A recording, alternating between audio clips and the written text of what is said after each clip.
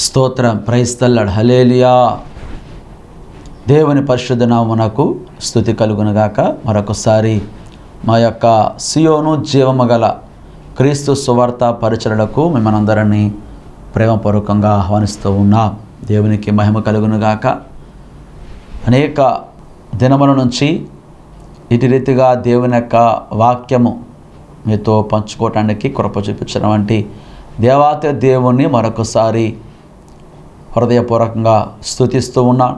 ఈ యొక్క కార్యక్రమం ద్వారా మీరు మీ కుటుంబాలు ఆధ్యాత్మికంగా బలపరచబడి ఉన్నారు ఆయన నమ్మొచ్చు. మిమ్మల్ని బట్టి ప్రభువును స్తుతిస్తూ ఉన్నాం. దేవుడు మిమ్మను, మీ కుటుంబాలను, మీ యొక్క చేతి వృత్తులను ఆశీర్వదించాలని, అంత మాత్రమే కాదు అనేక మందికి దేవుడు మిమ్మను ఆశీర్వాద కారణముగా మార్చాలని మీ కొరకు అనుదినము ప్రార్థనలు చేస్తూ ఉన్నాం. దేవునికి మహిమ కలుగునుగాక.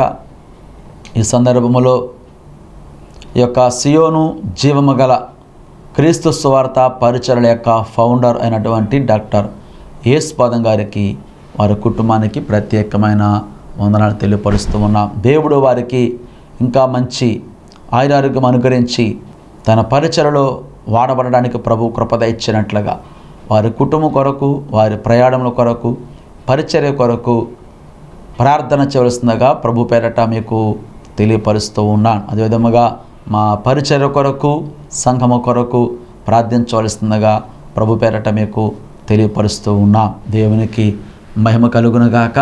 మంచిది ప్రేమైన దేవుని బిడ్డలారా, పరిశుద్ధ గ్రంథముల నుంచి ఒక లేఖన భాగము చదువుకొని ఈ సందర్భంలో దేవుని యొక్క వాక్యమును ధ్యానించుకుందాం. చూడండి దయచేసి అపోస్తలుడైన పౌలు ఫిలిప్పులకు రాసిన పత్రిక 3వ అధ్యాయము 7వ వచనము చదువుకుందాం.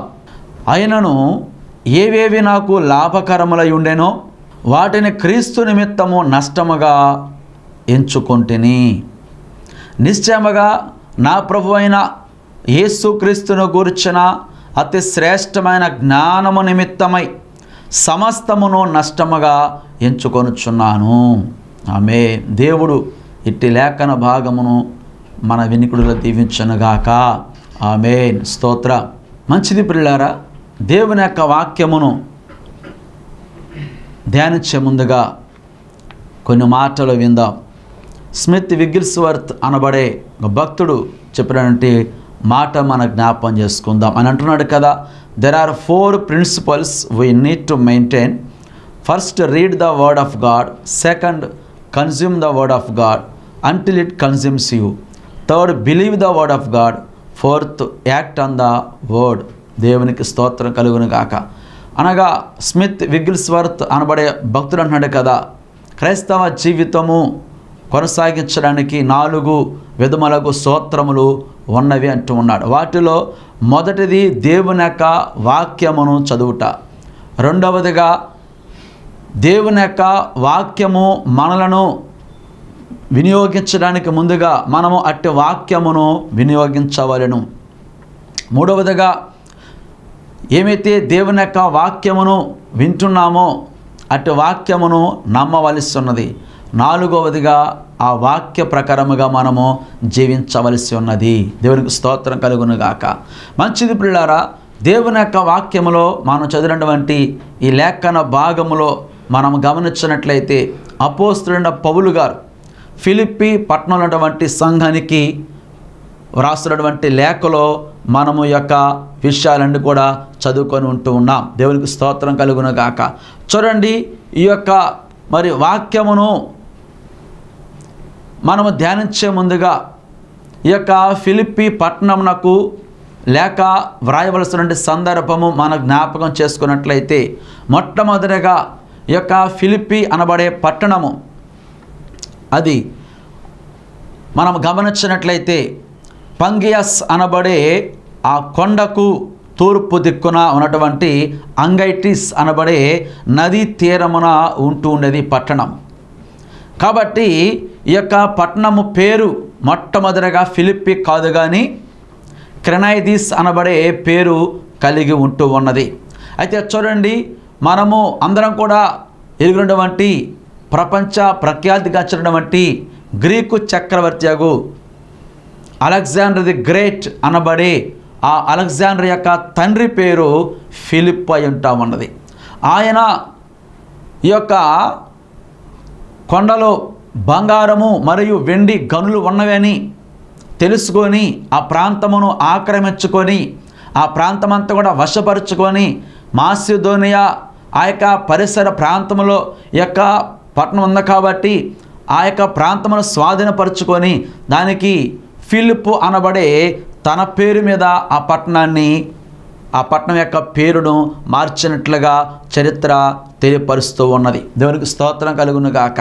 కాబట్టి చూడండి, ఇక్కడ ఇంకా మనము గమనించినట్లయితే ఈ యొక్క ఫిలిప్పీ పట్టణమును మనము గమనించినట్లయితే పౌలు భక్తుడు తన యొక్క మిషనరీ యాత్రలో ఈ యొక్క ఫిలిప్పీ ప్రాంతమును దర్శించినప్పుడు అక్కడ పుతోను అనబడే ఒక దయ్యము పట్టినటువంటి ఒక చిన్న బిడ్డ ఉంటున్నప్పుడు ఆ బిడ్డకు ఎప్పుడైతే ఆ దయ్యము నుంచి విడుదల కలిగించున్నాడో ప్రార్థన ద్వారా అప్పుడు అనేకులు కూడా ప్రభువుని విశ్వాసం ఉంచి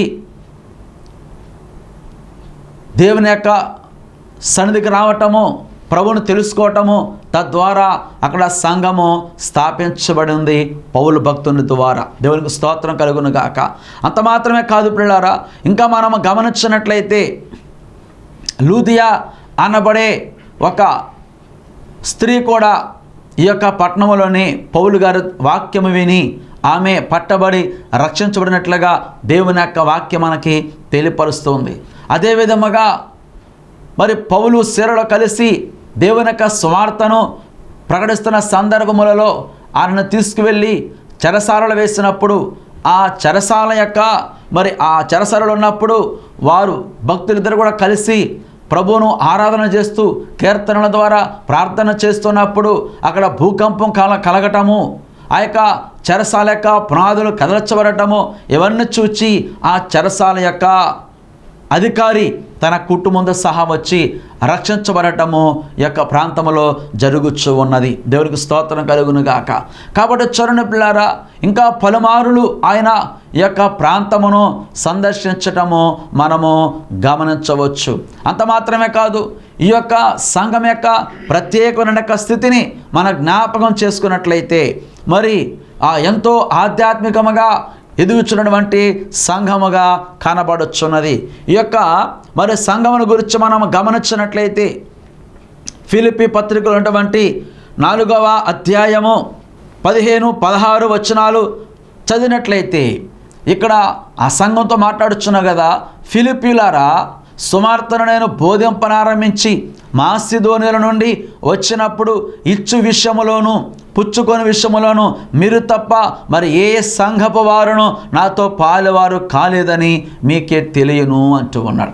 అనగా చూడండి, ఈ సంఘమునకు ఉన్నటువంటి ఒక మంచి అర్హత లేక యోగ్యత మనం గమనించినట్లయితే ఆ సంఘము ఏం చేస్తున్నదంటే మరి దేవునికి ఇచ్చుటలో ముందుగా ఉంటున్నదని. పౌలు గారు కూడా మరొక ప్రాంతంలో ఉంటున్నప్పుడు, అనగా తెస్సలోనిక కనబడే ప్రాంతంలో ఉంటున్నప్పుడు ఈ సంఘం వారు ఆయనకు మరి కానుకలు లేక అర్పణలు పంపినట్లుగా దేవుని యొక్క మరి వాక్యములో మనము గమనించవచ్చును. దేవునికి స్తోత్రం కలుగును గాక. Praise the Lord, hallelujah. కాబట్టి చూడండి పిల్లారా, అంత మాత్రమే కాదు కానీ అంతియోక్య అనబడే సంఘం యొక్క కాపరియగు ఇగ్నేషియస్ ఆయన హతసాక్షి అయినప్పుడు సంఘ కాపరను కోల్పోయినటువంటి ఆ సంఘమును ఆదరిస్తూ ఆ సంఘముకు ఆదరణ లేఖను ఈ యొక్క ఫిలిప్పీ సంఘము వ్రాసినట్లుగా దేవుని యొక్క వాక్యములో మనం గమనించవచ్చు. చరిత్ర మనకి తెలియపరుస్తుంది. అనగా చూడండి, ఎన్నో మంచి లక్షణములు, ఎన్నో మంచి ఆధ్యాత్మికమైన విషయములు ఈ సంఘము కలిగి ఉంటూ ఉన్నది. దేవునికి స్తోత్రం కలుగును గాక. కాబట్టి చూడండి, ఇక్కడ మనం గమనించినట్లయితే ఈ ఫిలిప్పీ పత్రిక 3వ అధ్యాయము 7వ వచనములో అపోస్తలుడైన పౌలు వారితో మాట్లాడుచున్నాడు కదా, అయినను ఏవేవి నాకు లాభకరములై ఉండెనో వాటిని క్రీస్తు నిమిత్తము నష్టముగా ఎంచుకొంటిని అంటూ ఉన్నాడు. దేవునికి స్తోత్రం కలుగును గాక. అనగా చూడండి పిల్లారా, మనము గమనించినట్లయితే మనము ప్రభు యొద్దకు ఎందుకు వచ్చామో, ఆయన ఎందుకు తెలుసుకున్నామో, ఎందుకు మనము ఆయన విశ్వాసం ఉంచి ఉన్నాము, ఎందుకు ఆయనతో వచ్చున్నామంటే మనలో అనేక మంది కూడా వారికి ఏదో లాభకరమైనది జరిగినప్పుడు లేక స్వస్థత జరిగినప్పుడు తమ యొక్క సమస్యల్లో, ఇబ్బందులలో, శోధనలో, ప్రాణాపాయ స్థితులలో నుంచి విడిపించబడినప్పుడు మాత్రమే మనం ప్రభు యొద్దకు రాగలిగి ఉన్నాం. ఇక్కడ పౌలు భక్తుడైతే ఆయన అంటున్నాడు కదా, దేవుని చేత పట్టబడినటువంటి ఆ యొక్క పౌలు భక్తుడు ఎప్పుడైతే దేవుని చేత పట్టబడి దేవుని వద్దకు వచ్చున్నాడో ఆయన తన జీవితంలో ఎన్నడూ కూడా లాభము కోరుకొనలేదు, ప్రయోజనకరమైన వాటిని కోరుకొనలేదు. దేవుని యొక్క వాక్యం మనం గమనించినట్లయితే అందుకని అన్నాడు కదా, ఆయనను ఏవేవి నాకు లాభకరములై ఉండేనో వాటిని క్రీస్తు నిమిత్తము నష్టముగా ఎంచుకొంటిని అంటూ ఉన్నాడు. ఇక్కడ రెండు విషయాలు చెప్తూ ఉన్నాడు. ఒకటి, క్రీస్తు నిమిత్తము లాభకరమైన వాటిని నష్టముగా ఎంచుకొని ఉన్నాడు. రెండవదిగా మనం గమనించినట్లయితే నిశ్చయముగా నా ప్రభువైన యేసుక్రీస్తును గురించిన అతి శ్రేష్టమైన జ్ఞానము నిమిత్తమై సమస్తమును నష్టముగా ఎంచుకొనుచున్నాను అంటున్నాడు. అనగా చూడండి, రెండు విషయాలు ఇక్కడ మనకి తెలియపరుస్తున్నాడు. ఒకటి, క్రీస్తు నిమిత్తము ఆయన లాభకరమైన వాటిని నష్టముగా ఎంచుకొని ఉన్నాడు. రెండవదిగా ఆ క్రీస్తు యొక్క జ్ఞానము నిమిత్తము, అతి శ్రేష్టమైన జ్ఞానము నిమిత్తమై సమస్తమును నష్టముగా ఎంచుకొనుచున్నట్లుగా దేవుని యొక్క వాక్యం మనకి తెలియపరుస్తున్నాడు. కాబట్టి వచ్చే సందర్భంలో మనము క్రీస్తు కొరకు ఏమైనా లాభకరమైన వాటిని విడిచిపెట్టి ఉన్నామా, ఆ లాభమును నష్టముగా ఎంచుకొని ఉన్నామా, లేక ప్రభువుకు వచ్చిన తర్వాత నేను ఏమి కలిగి ఉన్నాను, నేనేమి సంపాదించున్నాను, నాకేమి లాభకరముగా ఉన్నది, నాకేమి ఉపయోగకరముగా ఉన్నది, నాకేమి ప్రయోజనకరముగా ఉన్నది అని నమ్ముకున్న తర్వాత నేనేమైనా సంపాదించగలిగానా, ఎంత సంపాదించగలిగాను అన్నటువంటి విషయాలను మనము బేరీజు వేసుకుంటూ ఉంటాం. పౌలు భక్తుడైతే అని అన్నాడు కదా, నేను ప్రభు యొద్దకు వచ్చిన తర్వాత ఇదిగో నా ప్రభు నిమిత్తము ఏమైతే నాకు లాభకరమైనవి ఉంటున్నాయో వాటిని నేను నష్టముగా ఎంచుకొని ఉన్నానంట ఉన్నాడు. దేవునికి స్తోత్రం కలుగును గాక. చూడండి, మనం గమనించినట్లయితే ఆయన ప్రభును నమ్మక మునుపు, ప్రభు చేత పట్టబడక మునుపు ఆయన ఒక యూదుడిగా ఉంటూ ఉన్నాడు. రోమా సామ్రాజ్యపు పౌరత్వాన్ని కలిగి ఉంటా ఉన్నాడు. ఆయన దేవుని యొక్క బిడలైన వారిని అనగా క్రైస్తవులు అనబడే వారిని చంపటానికి అధికారం కలిగి ఉంటా ఉన్నాడు. అనేకులను ఆయన ద్వేషిస్తూ ఉన్నాడు. అధికారం కలిగి మరి అనేకులను హత్య చేస్తూ ఉన్నాడు, హతమారుస్తూ ఉన్నాడు.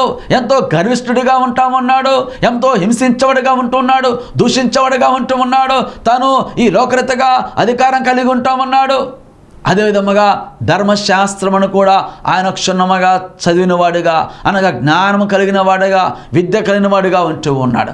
అయితే చూడండి, ఎప్పుడైతే ప్రభు యొద్దకు వచ్చున్నాడో, ప్రభు ఆయన్ని దర్శించున్నాడో, ప్రభు ఆయన్ని పట్టుకొని ఉన్నాడో, ఆయన రక్షించబడి ఉన్నాడో, ఆ తర్వాత ఆయనకి ఏమైతే లాభకరముగా ఉన్నదో ఆ యొక్క క్రైస్తవ సంఘాన్ని చంపడానికి కావచ్చు, అనేకులను హింసించడానికి కావచ్చు, ఒక ఆధిపత్యం కలిగినటువంటి ఆ అధికారం ప్రక్కన పెట్టివేసి ఉన్నాడు.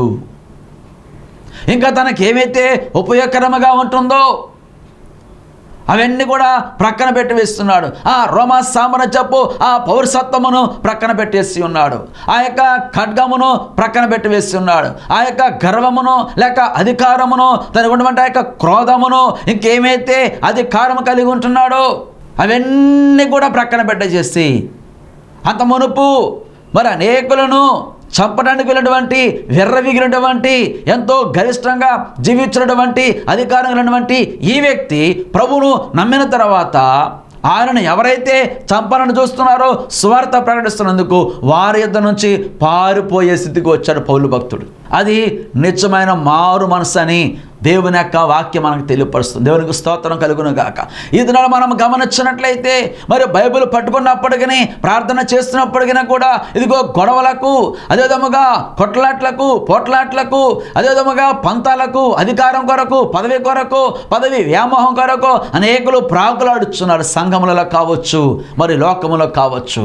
ఇదిగో ఎప్పుడైతే మనం ప్రభు యొద్దకు వచ్చున్నామో అటువంటివన్నీ కూడా మనం ప్రక్కన పెట్టవేసి కేవలము యేసుక్రీస్తు వారి కొరకు మనం జీవించాలని, ఈ లోకము ఏమైతే ఉంటున్నాయో అవి ఎంతో విలువైనవి కావచ్చు, ఎంతో శ్రేష్టమైనవి కావచ్చు, గొప్ప అధికారం కావచ్చు, కానీ అవన్నీ కూడా ప్రక్కన పెట్టి కేవలము యేసుక్రీస్తు నాకు కావాలి, ఇదిగో ప్రభు కొరకే జీవించాలి, ఆ ప్రభు కొరకు నేను సమస్తమును కూడా నష్టముగా ఎంచుకొనుచున్నాను, నాకేవైతే లాభకరమైన ఉంటున్నాయో వాటిని నష్టముగా ఎంచుకొనుచున్నానని మనము జీవించాలని దేవుని యొక్క వాక్యం మనకు తెలియపరుస్తూ ఉన్నాడు. దేవునికి స్తోత్రం కలుగును గాక. Praise the Lord. హల్లెలూయా. నువ్వు ప్రభు యొద్దకు రాకమునుపు లంచం పుచ్చుకొనవచ్చును, ప్రభు యొద్దకు వచ్చిన తర్వాత ఆ లంచమును విడిచిపెట్టవలను. ప్రభు యొద్దకు రాకమునుపు నువ్వు వడ్డీ వ్యాపారం చేయవచ్చును, ప్రభుని నమ్మిన తర్వాత ఆ వడ్డీ వ్యాపారము మానివేయవలసిస్తున్నది. ప్రభు యొద్దకు రాకమునుపు నువ్వు కమిషన్ తీసుకొనవచ్చు, ప్రభు నమ్మిన తర్వాత ఆ కమిషన్ విడిచిపెట్టవలను. ఏమైతే అక్రమంగా ఉంటున్నామో, ఏమైతే అక్రమ సంపాదన కలిగి ఉంటున్నామో వాటిని మనము విడిచిపెట్టాలి అని ఈ సందర్భంలో దేవుని యొక్క వాక్యం మనకి తెలియపరుస్తూ ఉన్నాడు. దేవునికి స్తోత్రం కలుగును గాక. చూడండి, దేవుని యొక్క వాక్యం మనం గమనించినట్లయితే ఆదికాండము 26వ అధ్యాయం మనం చదివినట్లయితే ఇస్సాకును గురించి మనము ఈ సందర్భంలో జ్ఞాపకం చేసుకోవలసిన వారమై ఉన్నాం. దేవునికి స్తోత్రం కలుగును గాక. ఇస్సాకు ఆయన ఎప్పుడైతే గెరారు అనబడే ప్రాంతంలోకి వెళ్ళి ఉన్నాడో అక్కడ అబీమెలెకు తనను చూచి, ఇదిగో మా యొద్ద ఉండవద్దు, నీవు బలవంతుడవు, మా యొద్ద నుంచి నువ్వు దూరంగా వెళ్ళిపోమని చెప్పినప్పుడు అతను వారితో ఏమాత్రం కూడా గొడవాడకుండా పోట్లాడకుండా అక్కడ నుంచి ఆయన దూరముగా వెళ్ళిపోయినట్లుగా దేవుని యొక్క వాక్యం మనకి తెలియపరుస్తాము. దేవునికి స్తోత్రం కలుగును గాక. Praise the Lord. హల్లెలూయా. కాబట్టి చూడండి పిల్లారా, అంత మాత్రమే కాదు, కానీ ఎప్పుడైతే ఇస్సాకు ఆ గెరారు అనబడే లోయలోనికి వెళ్ళి ఉన్నాడో అక్కడికి వెళ్ళిన తర్వాత తన తండ్రి యగు అబ్రహాము ఏమైతే అంతకు మునుపు బావులు త్రవి ఉన్నాడో ఆ బావులను అవన్నీ కూడా మూసివేయబడినవి ఫిలిస్తీన్ల చేత. కాబట్టి వాటిని మరలా త్రవ్వించి వాటిలో నీటి ఓట వచ్చినట్లుగా చేసినప్పుడు ఎప్పుడైతే మరలా ఆ యొక్క ఫిలిస్తీన్లు వచ్చి, ఇదిగో ఈ ప్రాంతం మాది, ఈ భూమి మాది, కాబట్టి ఈ నీరు కూడా మాదే అని చెప్పినప్పుడు ఇదిగో వారితో గొడవాడకుండా, వారితో పోట్లాడకుండా, నేను కష్టపడ్డాను, నేను పనివాడిని పెట్టి ఉన్నాను, నేను త్రవించున్నాను, నేను రావటం వలన మాత్రమే అక్కడ నీరు వచ్చిందని చెప్పి వారితో గొడవాడకుండా ఆయన వాటిని విడిచిపెట్టి మరలా ముందుకు మరొక ప్రాంతానికి వెళ్ళిపోయినట్లుగా దేవుని యొక్క వాక్యం మనకి తెలియపరుస్తాము. దేవునికి స్తోత్రం కలుగును గాక. Praise the Lord. హల్లెలూయా. కాబట్టి చూడండి పిల్లారా, అంత మాత్రమే కాదు, మరొక ప్రాంతానికి వెళ్ళినప్పుడు అక్కడ కూడా వారు వచ్చినట్లుగా అక్కడ కూడా ఆయన బావులు త్రవ్వించి వాటిని విడిచిపెట్టి మరలా మరొక ప్రాంతానికి అనగా బేర్షెబా గెలిపినట్లుగా దేవుని యొక్క వాక్యం మనం గమనించవచ్చు. దేవునికి స్తోత్రం కలుగును గాక. ఎప్పుడైతే ఇస్సాకు వారితో గొడవాడకుండా, తనకు లాభం కోరుకోకుండా, స్వార్థం కోరుకోకుండా, ఇదిగో నేనే కష్టపడి ఉన్నాను, నేనే ఖర్చు పెట్టినాను, ఇది నాకే కావలసినది అని అనుకోకుండా వాటిని విడిచిపెట్టి ఆయన వెళ్ళిపోయినప్పుడు ఆయన ఎవరైతే ద్వేషించున్నారో, ఎవరైతే తరివేస్తున్నారో ఆ యొక్క అబీమెలెకు మరలా తన యొక్క పనివారు తీసుకొని ఈ ఇస్సాకు యొద్దకు వచ్చినట్లుగా ఆయనతో సమాధాన పడినట్లుగా, అయ్యో నువ్వు దేవుని కుమారుడవు, ఇదిగో నువ్వు సమాధానం కలిగి ఉంటా ఉన్నావు, నువ్వు మాకంటే బలవంతుడవు అని తనతో ఆయన స్నేహం చేయడానికి, తనతో సహవాసం చేయడానికి వచ్చినట్టుగా, అనగా ఆ శత్రువు మిత్రుడిగా మారిపోయిన సందర్భము మన దేవుని యొక్క వాక్యములో గమనించవచ్చును. దేవునికి స్తోత్రం కలుగును గాక. కాబట్టి చూడండి ప్రియమైన దేవుని బిడ్డలారా, క్రీస్తు కొరకు మనమట లాభమును నష్టముగా ఎంచుకొనవలసిస్తున్నది. లాభము కోరుకోకూడదు, ప్రయోజనం కోరుకోకూడదు, స్వార్థం కోరుకోకూడదు. ఇదిగో మనకు ఉపయోగమైన వాటిని మన స్వార్థం కొరకు కోరుకోవడం కాదు, కానీ క్రీస్తు కొరకు నష్టపోయిన పర్వాలేదు, దేవుడు మరలా తిరిగి ఆయన రెట్టింపుగా ఇవ్వగలని సమర్థుడని మన దేవుని గురించి మనము గమనించవలసిన వారమై ఉన్నాం. దేవునికి స్తోత్రం కలుగును గాక. Praise the Lord. హల్లెలూయా. కాబట్టి చూడండి పిల్లారా, అంత మాత్రమే కాదు, దేవుని యొక్క వాక్యం మనం గమనించినట్లయితే యేసుక్రీస్తు వారు శరీరధారిగా ఈ లోకములో జీవిస్తున్న దినములలో మనం గమనించినట్లయితే యేసుక్రీస్తు వారిని చూడడానికి వెళ్ళాడట ఒక వ్యక్తి, ఆయనే జక్కయ్య అని మనందరూ కూడా ఎరిగివరముగా ఉంటూ ఉన్నాం. దేవునికి స్తోత్రం కలుగును గాక. చూడండి, యేసుక్రీస్తు వారు ఆ ప్రాంతానికి వచ్చున్నాడని ఈ జక్కయ్యకి ప్రభువును చూడాలనే ఆశ కలిగింది. అక్కడ చూస్తే అనేక మంది జన సమూహం ఉంటూ ఉన్నారు. ఆయన చూడడానికైతే ఆశ ఉంటుంది, కానీ ఆయనకి కనబడగా ఆయన పొట్టివాడైనందున అతడు మేడు చెట్టు ఎక్కి ప్రభువును చూడగోరునని దేవుని యొక్క వాక్యం మనకు తెలియపరుస్తాము. దేవునికి స్తోత్రం కలుగును గాక. అయితే చూడండి పిల్లారా, ఆయన యొక్క ఆశ ఏంటంటే నేను ప్రభువును చూడాలి అని. యేసుక్రీస్తు వారైతే అంతమందిలో వారెవరిని కాదు కానీ ఈ యొక్క జక్కయ్యను చూచి అన్నాడు కదా, జక్కయ్య ఇదిగో నువ్వు కిందకి దిగిరామో, నేడు నేను నీ ఇంటికి రావలస్తున్నది అంటా ఉన్నాడు. దేవునికి స్తోత్రం కలుగును గాక. ఈ యొక్క జక్కయ్య చూసినట్లయితే ఆయన ట్యాక్స్ కలెక్టర్గా ఉంటూ ఉన్నాడు. అనేక మంది దగ్గర అన్యాయముగా, అక్రమముగా, ఇంకా అధికముగా ఆయన సుంకమును వసూలు చేస్తున్న వ్యక్తిగా కనబడుతూ ఉన్నాడు. ఎప్పుడైతే ప్రభువు ఆయన గృహానికి వెళ్ళి ఉన్నాడో అక్కడ అనేకులు అన్నారు కదా, ఇదిగో ఆయన చూస్తే పాపాత్ముడు, ఇదిగో దుర్మార్గుడు కదా, అతని ఇంటికి వెళ్ళంటే యేసుక్రీస్తు వారు అని అనేకులు కూడా ఆయన గురించి సణుగుతున్నారు, గొణుగుతూ ఉన్నారు. చూడండి పిల్లారా, మనమైతే పాపలను చూచి అసహించుకుంటాము, కానీ మన ప్రభువైన యేసుక్రీస్తు వారైతే ఆ యొక్క పాపిని ప్రేమిస్తూ ఉన్నాడు. ఆయన పాపమును ద్వేషిస్తూ ఉన్నాడు, పాపిని ప్రేమిస్తూ ఉన్నాడు. అందుకే దేవుని యొక్క వాక్యం సెలవుస్తుంది కదా, చెడ్డవారిని చూచినప్పుడు నీవు వ్యసన పడకము అని దేవుని యొక్క వాక్యాలను చూస్తూ ఉన్నాం. దేవునికి స్తోత్రం కలుగును గాక. చూడండి, ఎప్పుడైతే యేసుక్రీస్తు వారు ఆ యొక్క జక్కయ్య ఇంటిలోనికి వెళ్ళి ఉన్నాడో అప్పుడు ఆ జక్కయ్య అన్నాడు కదా, ప్రభువా ఇదిగో నేను సొంకపు గుత్తదారుడను, అనేకుల యొద్ద నేను అన్యాయముగా, అక్రమముగా ఇదిగో ఎక్కువ ట్యాక్స్ను తీసుకున్నాను, కాబట్టి నేను అన్యాయముగా ఎంతైతే వారి దగ్గర వసూలు చేస్తున్నానో, అనగా ఎంతైతే అక్రమంగా సంపాదించున్నానో వాటన్నిటిని కూడా అనగా 4 రెట్లు నేను తిరిగి చెల్లిస్తాను ప్రభువా అని ఆ జక్కయ్య ఒప్పుకుంటున్నట్లుగా దేవుని యొక్క వాక్యం మనకు తెలియపరుస్తుంది. చూడండి పిల్లారా, ఆయన గురించి ఎంతో మనము ఒకసారి విని వెళ్ళిపోతుంటాము, కానీ ఆ యొక్క సందర్భం గమనించినట్లయితే అది చాలా కష్టతరముగా ఉంటూ ఉన్నది. దేవునికి స్తోత్రం కలుగును గాక. ఆయన అన్నాడు కదా, ఇదిగో 400 తిరిగి చెల్లిస్తాను ప్రభువా. దేవునికి స్తోత్రం కలుగును గాక. ధర్మశాస్త్ర ప్రకారం మనం గమనించినట్లయితే ఒక వ్యక్తి దొంగిలించినట్లయితే అతను తిరిగి 400 చెల్లించాలని ధర్మశాస్త్రం యొక్క మరి బోధ వింటున్నది. కాబట్టి ఇదిగో అటు వాక్యం అనుసరించి ఆయన అన్నాడు కదా, నేను ఎంతవరకు ఏమైతే సంపాదించున్నానో, అన్యాయముగా, అక్రమముగా, దుర్మార్గముగా సంపాదించున్నానో, అందరి దగ్గర మరి ఎక్కువ పనులు వసూలు చేస్తున్నానో వాటిని తిరిగి నేను 400 చెల్లిస్తాను ప్రభువా. ఈ సందర్భంలో మనం గమనించినట్లయితే ఇదిగో ఈ లోకంలో అనేక మంది అన్యాయంగా సంపాదించవచ్చు, అక్రమంగా సంపాదించవచ్చు. వారు ప్రభువుకు వచ్చిన తర్వాత వాటిని విడిచిపెడుతున్నారా, వాటిని విడిచిపెట్టగలమంటే సాహసం చేయగలరా అని దేవుని యొక్క వాక్యం మనతో మాట్లాడుచున్నాడు. మనమైతే ఒకవేళ ఉంటామంటాం, ఎక్కడి నుంచి నేను తీసుకోనిలే, ఎక్కడి నుంచి వడ్డీలు తీసుకోనిలే, ఎక్కడి నుంచి లంచం పుచ్చుకోనిలే అనుకొని జీవిస్తాము, కానీ ఇదిగో అంత మునుపు ఏమైతే తీసుకున్నామో అదంతా కూడా పాపపు సొమ్మే, కాబట్టి అది నాకు వద్దు, దాన్ని నా యొద్ద నేను కలిగి ఉండను, దాన్ని ఇచ్చివేస్తానని చెప్పి అన్నటువంటి వ్యక్తులు ఈ లోకంలో మనకి ఈ దినములలో ఎవరు కూడా కనబడరు అనే విషయాన్ని మనం గమనించాలండి. నిజమైన మారు మనసు అంటే ఏదంటే ఇదిగో జక్కయ్య ఆయన ఏమైతే సంపాదించున్నాడో, ఇదిగో నాకు ఆ లాభం వద్దు, నాకు ఆ యొక్క అక్రమ సంపాదన వద్దు ప్రభువా, ఇదిగో నీ కొరకు నేను నష్టపోయినా పర్వాలేదు ప్రభువా. దేవునికి స్తోత్రం కలుగును గాక. ఈ సందర్భంలో దేవుని యొక్క వాక్యం మనం గమనించినట్లయితే ఇదిగో దేవుని కొరకు నష్టపోగలవా? మనము కొంత ధనము కోల్పోయినట్లయితే ఎంతో బాధపడుతూ ఉంటాము, ఆస్తి పోయినట్లయితే ఎంతో బాధపడుతుంటాము, ఎవరైనా మనకి నష్టము కలుగు చేస్తే వారితో తిరిగి గొడవాడుతూ ఉంటాము. అయితే ఇక్కడ దేవుని యొక్క వాక్యం తెలియపరుస్తుంది కదా, క్రీస్తు కొరకు నేను ప్రయోజనకరమైన వాటిని లేక లాభకరమైన వాటిని ఇదిగో నేను నష్టముగా ఎంచుకొనుచున్నానని అపోస్తలుడైన పౌలు చెప్పిన ప్రకారముగా మనము కూడా దేవుని కొరకట లాభకరమైన వాటిని నష్టముగా ఎంచుకొనగలమా అని ఈ సందర్భంలో దేవుని యొక్క వాక్యం మనకు తెలియపరుస్తున్నాడు. అంత మాత్రమే కాదు, దేవుని కొరకు మాత్రమే కాదు, కానీ ఇంకా మనం గమనించినట్లయితే ఇక్కడ అన్నాడు కదా, నిశ్చయముగా నా ప్రభు అయిన యేసుక్రీస్తును గురించిన అతి శ్రేష్టమైన జ్ఞానము నిమిత్తమై దేవునికి స్తోత్రం కలుగును గాక. దేవుని కొరకు మాత్రమే కాదు, కానీ ఇదిగో దేవుని గురించిన జ్ఞానము కావాలంటే కూడా మనము సమస్తమును నష్టముగా ఎంచుకోవాలని, ఈ లోకములో ఏదైతే నీకు లాభకరముగా ఉంటుందో ఇదిగో ఈ లోక సంబంధమైన వాటిని మనము నష్టముగా ఎంచుకోవాలని దేవుని యొక్క వాక్యం మనగా తెలియపరుస్తూ ఉన్నాడు. దేవునికి స్తోత్రం కలుగును గాక.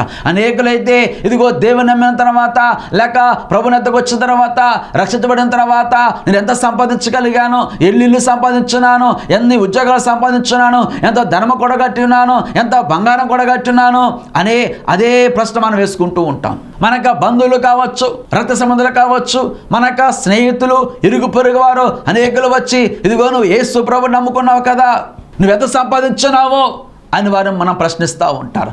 మనం చెప్పవలసిన జవాబు ఈ యొక్క ఫిలిప్పీ పత్రిక 3వ అధ్యాయము 7వ వచనమేనని ఈ సందర్భంలో దేవుని యొక్క వాక్యం మనం తెలియపరుస్తున్నాడు. ఇదిగో అలాంటి వారితో నేను చెప్పగలిగిన మాట ఏమిటంటే, నిశ్చయముగా నా ప్రభువైన యేసుక్రీస్తును గురించిన అతి శ్రేష్టమైన జ్ఞానము.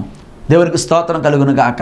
ఆయన వాక్యం సెలవుస్తుంది కదా, జ్ఞానమును మనము సంపాదించుకోవాలి, దైవ జ్ఞానం సంపాదించుకోవాలి. అది వెండి బంగారం కంటే కూడా ఎంతో విలువైనది, ఎంతో శ్రేష్టమైనది. ఆ జ్ఞానము ప్రభువైన యేసుక్రీస్తు వారు ఉన్నారు. ఇదిగో ప్రభు కొరకు ఈ లోకములో మరి ఏమి తిందామా, ఏమి త్రాగుదామా, ఏమి ధరించుకుందామా, ఏమి సంపాదించుకుందామా, ఏది కొడగట్టుకుందామా, ఏమి కలిగి ఉందామా, మనం ఏమి సంపాదించామా అన్న ఆలోచన కాదు. కానీ ఈ లోకమును, ఇందులోని సమస్తము కూడా నశించిపోయాయి, వ్యర్థమైపోయాయి. దేవునికి స్తోత్రం కలుగును గాక. నిత్యము నిలిచి ఉండేది మన దేవుడు.